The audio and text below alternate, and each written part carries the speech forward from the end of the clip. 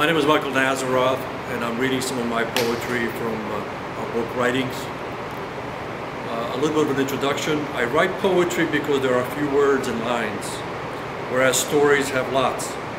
One has to remember to stay on theme. Poetry is easier, smaller.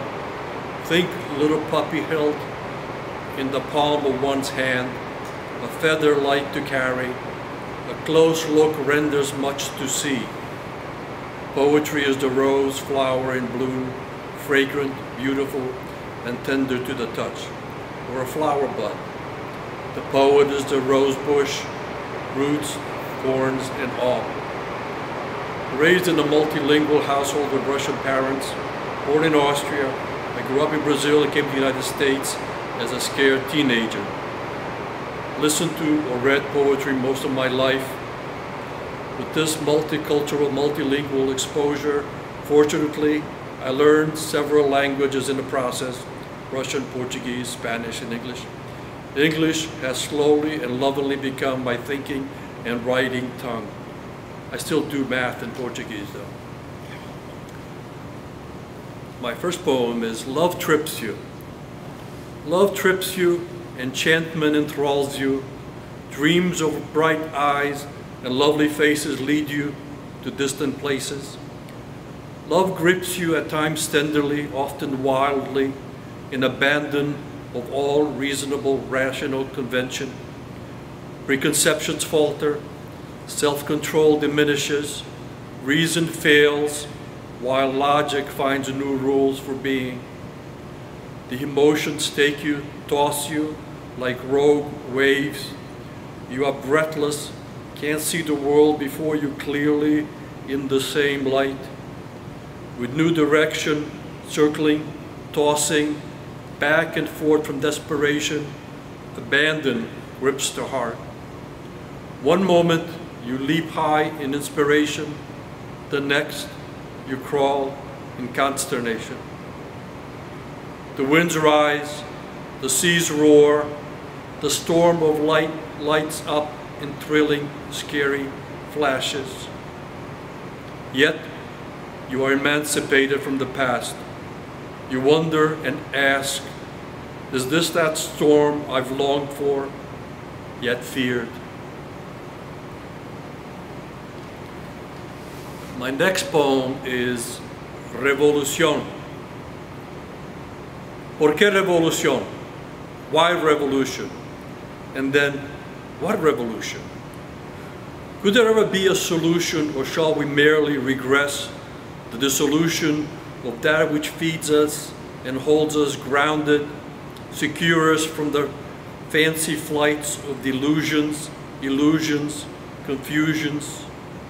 Please, please, please, bring us sanity from the sadness that misleads us into falsehoods and deceives us into following the madness of selfish friends, preached upon the very core of our foundations, that lead us into congregations such as seen rushing madly daily on Manhattan avenues at rush hour and lunches, and the mad cacophony of noise, chirps, squeals, screams, and whistles blown announcing another's tragedy or loss.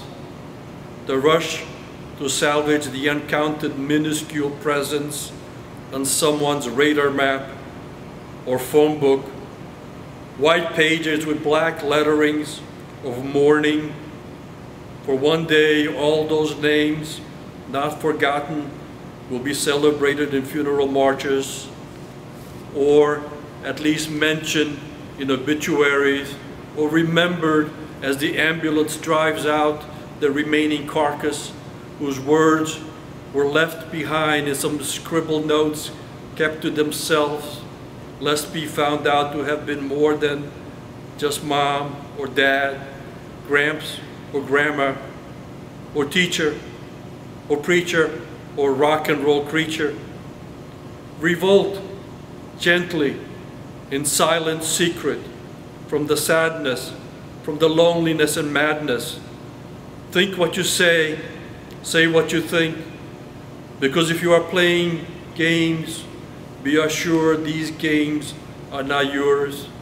You may just be your neighbor's pawn or someone else's ruse. Where is the excuse for all that we are led to reap one season well to productive might and reward?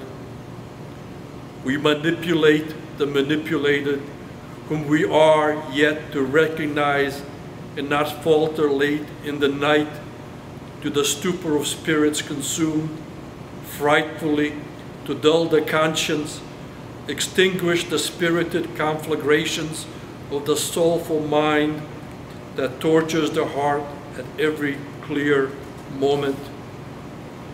Rebel, revolutionize quietly, spread the whispers unto deafened ears so that others begin to hear and recognize the theme of the musical lyrics that play in the back of intact minds. Rebel, revolutionized, for the deviant souls have gathered in the game of self-servitude, exclusively without you, without me, for I serve with my own self-awareness that comes from solitude, endurance, resistance, struggle, and the vibrancy of living the duration of a single lifetime, exceptionally determined to feel the real, to hear the truth, to speak without distortion or conscription, to speak when one would be heard, to listen for that sound otherwise, to see the way it is, to believe in no other. And one more. Somewhere in the white circle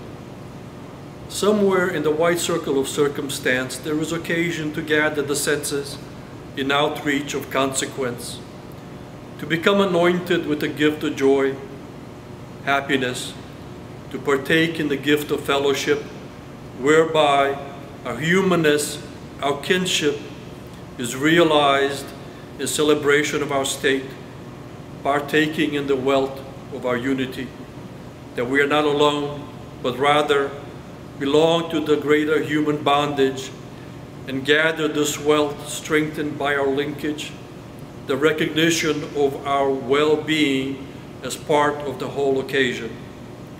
Such should be our celebration of life, the gift enriching all of us to recognize our global community as the building block of the future and of our dreams, knowing that when we all join hands, we'll hold each other such that none shall fall.